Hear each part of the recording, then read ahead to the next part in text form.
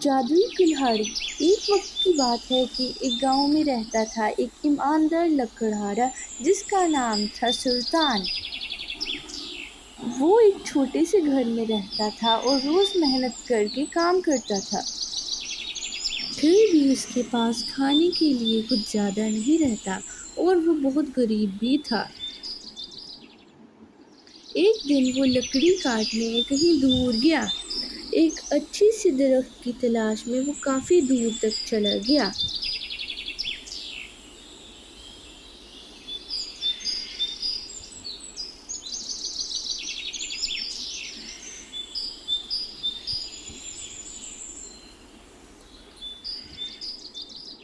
جب اسے درخت مل گیا وہ کام پر لگ گیا۔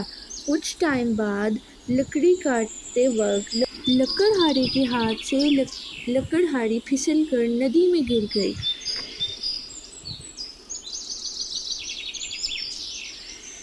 بیچارہ یہ دیکھ کر رونے لگا، میرے ہاتھ صرف وہ کلہاڑی ہی تھی، اب وہ بھی کھو گئی، اب میں روزی روٹی کیسے کماؤں گا؟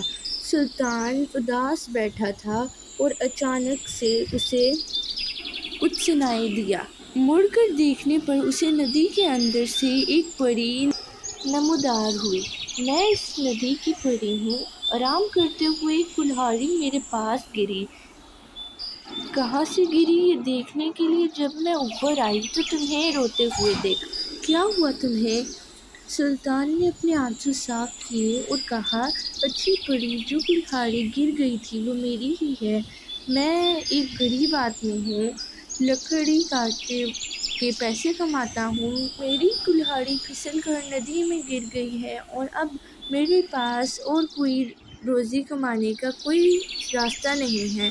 مہربانی فرما کر آپ میری کلہاڑی واپس کر دیں، جس کی میں آپ کا شکر گزار رہوں گا۔ پری ندی میں گئی اور اندر سے اور ایک سونے کی کلہاڑی لے کر آئی۔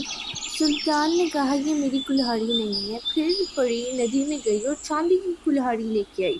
سلطان نے کہا، یہ بھی میری کلہاڑی نہیں ہے۔ سلطان بہت اداس ہو گیا۔ پری نے دیکھا کہ لکڑہارا بہت زیادہ ایماندار ہے اور لکڑہارے کی کلہاڑی واپس لے آئی۔ جب سلطان نے اپنی کلہاڑی دیکھی تو وہ بہت خوشی سے جھوم اٹھا۔ اس نے پھر پری کا بہت شکریہ ادا کیا۔